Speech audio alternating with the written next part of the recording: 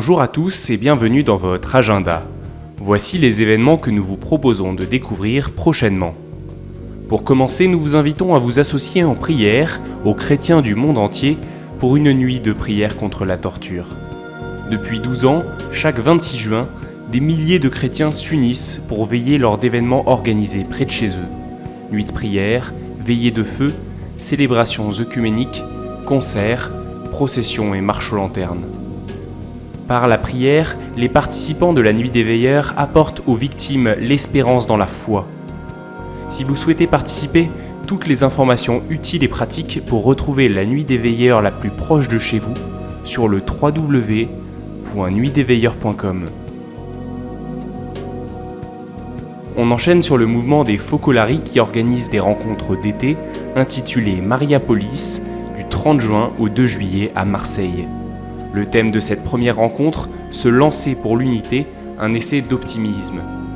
Et si vous n'êtes pas disponible sur ces dates, une deuxième rencontre aura lieu du 28 juillet au 2 août 2017 à Plouarmel dans le Morbihan. Et ce sera sur le thème « Pas d'épines sans rose, un Dieu qui se rend proche ». Durant ces quelques jours, les participants seront invités à vivre ensemble un temps de ressourcement et d'approfondissement spirituel, de détente et de fraternité. Des vacances à vivre en famille, des activités sont en effet prévues pour tous les âges, chaque jour est ponctué de moments de réflexion et d'échange, d'activités intergénérationnelles, ludiques et culturelles. Également des tables rondes, des balades, des temps de détente et des veillées festives. Plus de renseignements et inscriptions sur www.mariapolis.fr. Nous continuons avec une exposition à Paris. Du jeudi 8 juin et jusqu'au 28 juillet prochain, venez découvrir des œuvres de Boissoudy mises en correspondance avec des œuvres de Rouault. Intitulée « Quand des peintres regardent Dieu », cette exposition propose une approche originale en mettant en écho ces deux peintres. Cela a été pensé par Guillaume Sébastien.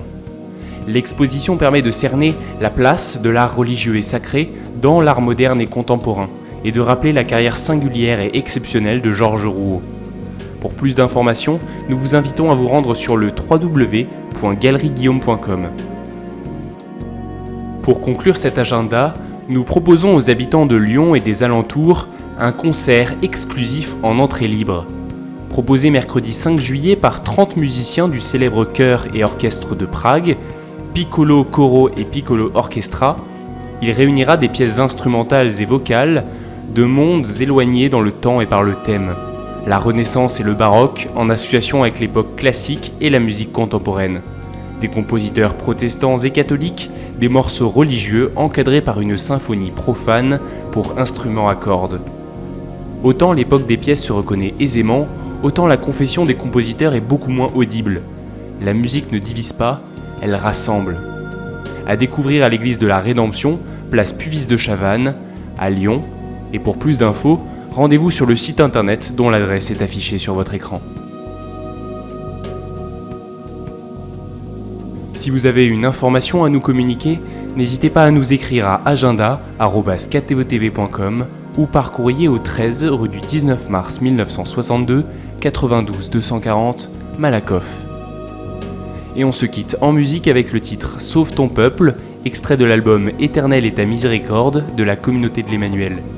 Et toute l'équipe de KTO se joint à moi pour vous souhaiter un très bon week-end. Sauve ton